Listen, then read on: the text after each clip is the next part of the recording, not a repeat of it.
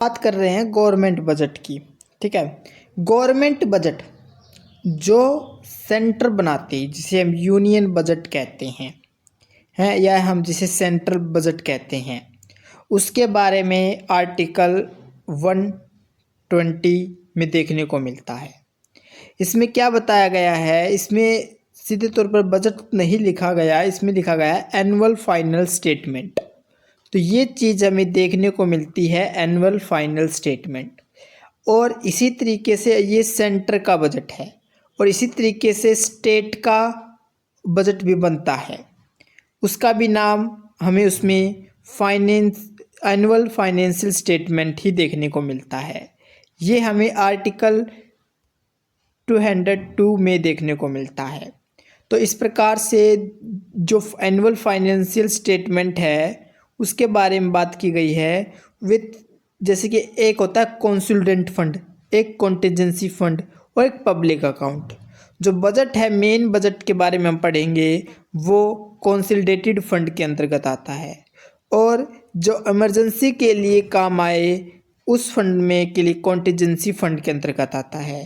और अगर गवर्नमेंट एक बैंकर की तरह काम करके लेके जाए तो वो पब्लिक अकाउंट के तहत आती है। तो इस तरीके से ये बातें बताई गई हैं। हम अब क्या करेंगे, अब हम गवर्नमेंट बजट के जो कॉन्सोलिडेटेड फंड थे उसके अंदर जो बजट के बारे में बता रखा है उसी के बारे में पढ़ेंगे। जैसे कि हम बजट के बारे में बात की है कि एक एनुअल फाइनेंशियल स्टेटमेंट है। ये क्या स्टेटमेंट किस चीज़ को दिखाती है, ये गवर्नमेंट के रेवेन्यू और एक्सपेंडिचर को आउटलाइन करती है। एक स्पेसिफिक पीरियड के अंतर्गत इस चीज़ को लाया गया है। यूजुअली एक फिस्कल ईयर के अंदर ये माना जाता है। फिस्कल ईयर का मतलब है 1 अप्रैल से लेकर 31 मार्च तक का जो समय माना गया पूरा, तो फिस्कल ईयर के अंतर्गत किया गया है। इसमें क्या है, इसमें इकोनॉमिक्स प्लानिंग, रिसोर्स एलोकेशन से फिस्कल डिसिप्लिन, ये सब चीज़ें इस बजट के अंतर्गत रखी जाती हैं। तो पढ़ते हैं हम इसके आगे क्या बताई गई। तो गवर्नमेंट बजट जो है उसके दो चीज़ें, मेन चीज़ें देखने को मिलती है, एक रेवेन्यू और एक एक्सपेंडिचर। रेवेन्यू जो फाइनेंशियल बिल के अंतर्गत रखा जाएगा और एक्सपेंडिचर जिसे एप्रोप्रिएशन बिल के अंतर्गत रखा जाएगा। गवर्नमेंट बजट के अंदर जो एस्टिमेट किया जाता है वो रेवेन्यू रिसिप्ट, कैपिटल रिसिप्ट, इन सब का अनुमान किया जाएगा। और कहाँ से एक्सपेंडिचर कितना करना है इस चीज़ का अनुमान लगाया जाता है इसके अंदर। और टैक्सेशन कहाँ से लेना है, कहाँ से ग्रांट लेना है, इस सब चीज़ों को इंक्लूजन किया जाता है हमारे बजट के अंतर्गत। दो तरह के अकाउंट देखने को मिलते हैं बजट के अंदर, एक है रेवेन्यू अकाउंट, एक है कैपिटल अकाउंट। रेवेन्यू अकाउंट के अंदर क्या देखने को मिलता है, कहाँ से सरकार रेवेन्यू कमा रही है, कहाँ सरकार रेवेन्यू के रूप में एक्सपेंडिचर खर्चा कर रही है। कैपिटल में कहाँ से सरकार कैपिटल रिसिप्ट प्राप्त कर रही है और कहाँ सरकार कैपिटल एक्सपेंडिचर कर रही है। रेवेन्यू का मतलब होता है कि सरकार ने ना तो किसी से कर्जा लिया है, कैपिटल रेवेन्यू रिसिप्ट के अंदर ना तो सरकार ने किसी से कर्जा लिया है, ना ही उनके एसेट में कमी देखने को मिलती है। तो क्या है कि सरकार कहाँ से रेवेन्यू कमाती है, सरकार टैक्सी से और नॉन टैक्सी से रेवेन्यू कमाती है। जैसे कि टैक्स कहाँ से, सरकार इनकम टैक्स ले लेती है, सरकार कॉरपोरेशन टैक्स से लेती है। और सरकार क्या है हमारे पास जो जीएसटी, कस्टम ड्यूटी इनके अंतर्गत रखी जाती है। और सरकार क्या करती है, नॉन टैक्स कौन से हो सकते हैं, fine, fees, tool, dividend, interest received, ये सभी से लेती है। डिविडेंड मतलब सरकार ने जहाँ इन्वेस्ट किया हुआ है वहाँ से सरकार को डिविडेंड मिलते हैं। अब बात है रेवेन्यू एक्सपेंडिचर की। तो रेवेन्यू एक्सपेंडिचर में क्या है कि एक तो डेवलपमेंट, एक नॉन डेवलपमेंट। मतलब सरकार ने कुछ बिल्डिंग बना रखी हैं, कॉलेज बना रखे हैं, यूनिवर्सिटीज़ बना रखी हैं, तो वहाँ उनके मेंटेनेंस के लिए सरकार को धनराशि देनी पड़ती है। डेवलपमेंट में आ गया। कुछ सरकार जैसे नॉन डेवलपमेंट सरकार सब्सिडीज देती है, पेंशन देती है, सैलरीज देती है, वो सभी इस नॉन डेवलपमेंट के अंतर्गत रखे जाते हैं। सरकार कहाँ से रुपया कमाया और ये सरकार ने कहाँ खर्च किया।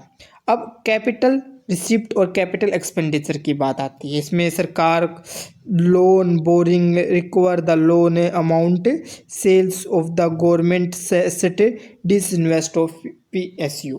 समझे, मतलब सरकार क्या करती है कि सरकार के पास कोई इंफ्रास्ट्रक्चर बनाया है, कॉलेज है, यूनिवर्सिटीज़ है, सरकार क्या करेगी, उन्हें प्राइवेट क्षेत्र में बेच देगी, सेल कर देगी। तो क्या होगा, सरकार ने ये अपने एसेट था सरकार का, वहाँ से सरकार कमा रही थी, सरकार ने उनको बेच दिया प्राइवेट, क्योंकि सरकार को वहाँ से प्रॉफिट होना कम हो गया, तो सरकार ने उन क्षेत्रों को बेच दिया। तो ये और उनसे जो धनराशि मिली वो कैपिटल रिसिप्ट के अंतर्गत रखी जाएगी। और जबकि कैपिटल एक्सपेंडिचर में सरकार क्या है, नया नया इंफ्रास्ट्रक्चर बनाएगी, नए नए स्कूल, बिल्डिंग्स, कॉलेज, रोड सब बनाएगी, वे कैपिटल एक्सपेंडिचर के अंतर्गत रखे जाएंगे। तो जो अब बात की है हमने, इसके बारे में पढ़ा है, ये क्या दिखा रहा है, ये गवर्नमेंट बजट के स्ट्रक्चर को दिखा रहा है। इसमें दो प्राइमरी अकाउंट रखे गए, एक तो रेवेन्यू अकाउंट और एक कैपिटल अकाउंट। तो अब उन्हीं के जो चीज़ें पढ़ी थी उनके बारे में बेसिक एक्सप्लेनेशन पढ़ेंगे। एक हमारे पास जैसे कि रेवेन्यू अकाउंट। अब रेवेन्यू अकाउंट में क्या था, इसमें थी एक रेवेन्यू रिसिप्ट और एक था रेवेन्यू एक्सपेंडिचर। रेवेन्यू रिसिप्ट और रेवेन्यू एक्सपेंडिचर क्या था, जो रेवेन्यू रिसिप्ट था इसमें इंक्लूड किया गया है इनकम जो डज नॉट लीड टू डेप्ट, मतलब क्या कर रहा है, इसमें डेप्ट नहीं लिया गया सरकार ने, ना ही सरकार की एसेट में कमी आई। एसेट जो हमें फ्यूचर में धनराशि कमा के देगी, जो हमें प्रॉफिट देगी, ना ही उसमें कमी आई। तो यहाँ से सरकार को प्रॉफिट कमाने को मिला। जैसे कि टैक्स रेवेन्यू है, इनकम टैक्स से, कॉरपोरेट टैक्स से, GST से, custom duty etcetera. Non tax revenue क्या है, जो fine, fees, tool, dividend, interest received, ये सभी क्या है, ये रेवेन्यू अकाउंट के अंतर्गत आते हैं। अब बात करते हैं रेवेन्यू एक्सपेंडिचर की। ये क्या है, ये खर्चे हैं जो कि करते हैं कि सरकार की कोई एसेट क्रिएट नहीं करते, लेकिन ये लाइबिलिटीज़ को कम कर देते हैं, मतलब सरकार के ऊपर जो चढ़ा हुआ बोझ है उसको कम करने का काम करते हैं ये। जैसे कि इसमें हमने पढ़ा है डेवलपमेंट एक्सपेंडिचर्स और नॉन डेवलपमेंट एक्सपेंडिचर। मतलब डेवलपमेंट एक्सपेंडिचर जो मेंटेनेंस के लिए रुपया जाए, R&D के लिए जाए। नॉन डेवलपमेंट एक्सपेंडिचर जो सरकार के इंटरेस्ट पेमेंट में चला जाए, डिफेंस में जाए, सब्सिडीज़ में जाए, ग्रांट्स में जाए। ग्रांट्स जो हमें विदेशों को कुछ देना पड़ता, जब वो हमारे यहाँ पर आते हैं तो हमें उनको गिफ्ट देना पड़े, तो ये भी ग्रांट्स में जाती हैं, सैलरीज में जाती है, पेंशन में जाती है। तो अब कैपिटल अकाउंट के अंतर्गत बात करेंगे। अब हम कैपिटल अकाउंट के अंतर्गत, तो इसमें एक तो है कैपिटल रिसिप्ट, एक है कैपिटल एक्सपेंडिचर।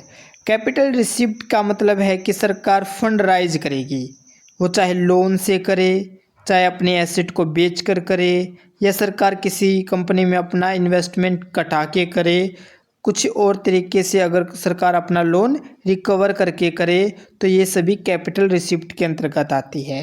कैपिटल एक्सपेंडिचर में सरकार नए नए स्पेस से स्पेंड करे इंफ्रास्ट्रक्चर पर, और लोन को रीपेमेंट, मतलब जो प्रिंसिपल अमाउंट है उसको पे करने में, और गवर्नमेंट को, जो स्टेट गवर्नमेंट है उनको लोन देने में, इनमें जाए, ये कैपिटल अकाउंट के अंतर्गत आती हैं। अब इसमें देखो की पॉइंट क्या है, की पॉइंट देखने को मिलता हमें, committed expenditure refer to a pension and interest payment. मतलब क्या है, पेंशन और इंटरेस्ट पेमेंट में का अर्थ है कम्युनिटेड एक्सपेंडिचर। ये कम्युनिटेड एक्सपेंडिचर क्या है, जो पेंशन और इंटरेस्ट पेमेंट में जाए, वही कम्युनिटेड एक्सपेंडिचर है। अब फिस्कल पॉलिसी को कैसे क्लासिफिकेशन किया जा सकता है, जो नेचुरल का मतलब है कि रेवेन्यू और एक्सपेंडिचर बराबर हो। कॉन्ट्राडिक्शनरी क्या है, रेवेन्यू ज़्यादा हो एक्सपेंडिचर से। एक्सपेंशनरी क्या है, रेवेन्यू से एक्सपेंडिचर ज़्यादा हो, तो ये एक्सपेंशनरी के अंतर्गत आ जाता है। देख सकते हैं हम 3 टाइप होती है हमारी फिस्कल पॉलिसी की। एक है नेचुरल फिस्कल पॉलिसी, एक है कॉन्ट्रैक्शनरी फिस्कल पॉलिसी, एक है एक्सपेंशनरी फिस्कल पॉलिसी। कॉन्ट्रैक्ट मतलब कॉन्ट्रैक्शनरी फिस्कल पॉलिसी क्या है, जिसमें रेवेन्यू ज़्यादा हो, सरकार को रेवेन्यू ज़्यादा मिले। एक्सपेंशनरी फिस्कल पॉलिसी मतलब देखो सरकार क्या करेगी, एक्सपेंड करेगी, चीज़ों को बढ़ाएगी तो सरकार का एक्सपेंडिचर बढ़ेगा, तो इसे एक्सपेंशनरी पॉलिसी कहेंगे। और सरकार क्या करेगी, कॉन्ट्रैक्शनरी फिस्कल पॉलिसी में क्या होगा, सरकार कम करेगी, है ज़्यादा खर्चा नहीं करेगी, रेवेन्यू ज़्यादा कमाएगी, तो उसे कॉन्ट्रैक्शनरी फिस्कल पॉलिसी के अंदर कहेंगे। और जहाँ सरकार ना तो रेवेन्यू ज़्यादा करेगी, एक्सपेंडिचर दोनों बराबर होंगे, तो उसे न्यूट्रल फिस्कल पॉलिसी कहा जाता है। अब टाइप ऑफ बजट की बात करते हैं। हमारे पास बैलेंस बजट है, इसकी डेफिनेशन क्या है, एक बैलेंस बजट का मतलब है कि जहाँ रेवेन्यू और एक्सपेंडिचर बराबर हो उसे बैलेंस बजट कहेंगे। इसकी फीचर्स क्या हैं, इसमें फिस्कल डिसिप्लिन देखने को मिलता है, इसमें डेफिसिट हमें नहीं देखने को मिलता, और ये इकोनॉमिक रिसेशन और इसकी गवर्नमेंट स्पेंडिंग के लिए ज़रूरी माना जाता है, देखने को मिलता है। इसकी मेरिट्स क्या हैं, ये इकोनॉमिक को स्टेबल बनाने का काम करता है और इन्फ्लेशन प्रेशर को कम करने का काम करता है। डिमेरिट क्या है, ये इकोनॉमिक ग्रोथ को स्लो डाउन डिस्ट्रैक्ट करता है इस चीज़ को। सरप्लस बजट के अंदर क्या है, सरप्लस बजट का मतलब सरकार को रेवेन्यू ज़्यादा हो रहा है एक्सपेंडिचर से। इसकी फीचर्स क्या है, ये इंडिकेट करता है कि गवर्नमेंट ज़्यादा कमा रही है, जितना वो स्पेंड कर रही है उससे ज़्यादा कमा रही है।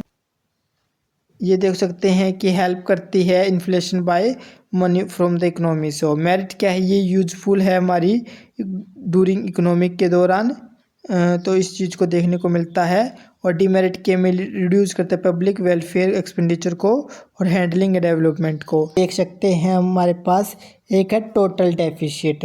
टोटल डेफिशिएट में क्या होता है कि रेवेन्यू एक्सपेंडिचर और कैपिटल एक्सपेंडिचर में से हम माइनस कर देते हैं रेवेन्यू रिसिप्ट और प्लस कैपिटल रिसिप्ट के में से। मतलब ये देख सकते हैं हम यहाँ पर इस चीज़ को, ठीक है, यहाँ पर देख सकते हैं इस चीज़ को।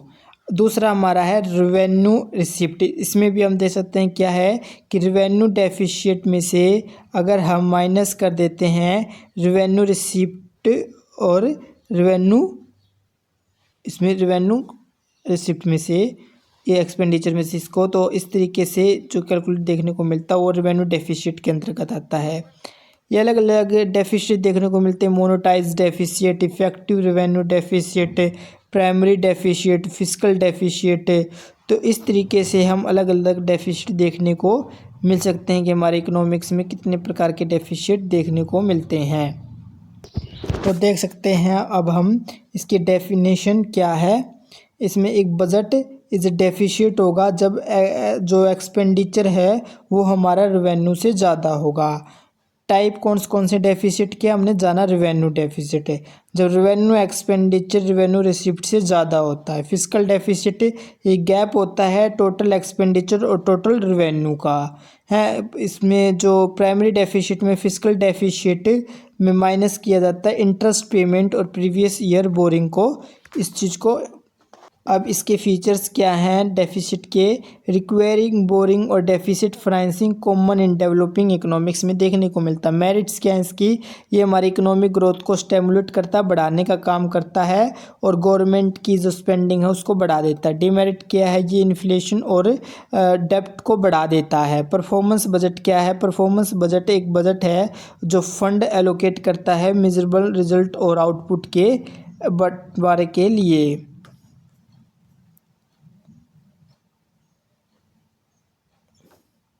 इसके फीचर्स क्या हैं, इसमें देखने को मिलता है focus on efficiency and effectiveness commonly used to development project.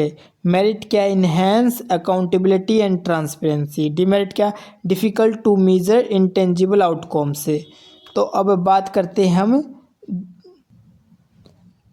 हम जीरो बेस्ड डेफिशिएट की। तो इसमें क्या क्या है, इसमें डेफिनेशन क्या है, एक बजटरी अप्रोच वेयर जा expense must be justified from the scratch without considering the previous year budget। मतलब इस चीज़ को देखा जाता है। इसके फीचर्स क्या हैं, includes critical evolution of expenditure avoid unnecessary cost. Merit क्या, promote optimal resource allocation. Demerit क्या, टाइम कंज्यूमिंग एंड कम्प्लेक्स। अब बात करते हैं प्रोग्राम बजट की। A budget based on a specific programme और project rather than the department. Features allocate funds to achieve predefined goals, focus on output of a specific program, merits promote efficient use of fund, demerit our emphasis on program may neglect other priorities. Gender budget, a budget that considers the needs and interests of different genders to promote gender equality. Features allocates funds for women-centering program, monitors the impact of budgetary policy on gender disparity. Merits promote inclusive growth, demerit implementation challenges due to lack of data. Green budget, a budget that prioritizes environment sustainability by allocating funds to eco-friendly projects. Features sports, renewable energy, pollution control and conservation. Merit encourage sustainable development. Demerit limited application in economic focusing on immediate growth. Now we get conclusion. Budget play a vital role in economic management by the balancing revenue and expenditure. जो budget है वो एक महत्वपूर्ण role निभाता है economic management में, जहाँ पर रेवेन्यू और एक्सपेंडिचर को एक बैलेंस में लाया जाता है। एड्रेसिंग इकोनॉमिक्स इशू, इसमें एड्रेस किए जाते हैं जो भी इकोनॉमिक के इशू हैं और हमारे डेवलपमेंट के लिए गोल को अचीव किया जाता है। Understanding the various type of budget help in analysing their implication in economic stability growth and social welfare. हमने अलग अलग इकोनॉमिक्स बजट के बारे में पढ़े हैं जो दिखाते हैं कि किस प्रकार से इकोनॉमिक स्टेबिलिटी ग्रोथ और सोशल वेलफेयर के लिए इसका यूज है। फॉर एग्जाम के लिए वो जो focus on providing example application this budget in Indian context to score well. तो ये क्या करते हैं, अच्छे तरीके से हम बात पढ़ चुके हैं कि हमारा बजट किस प्रकार से देश की ग्रोथ और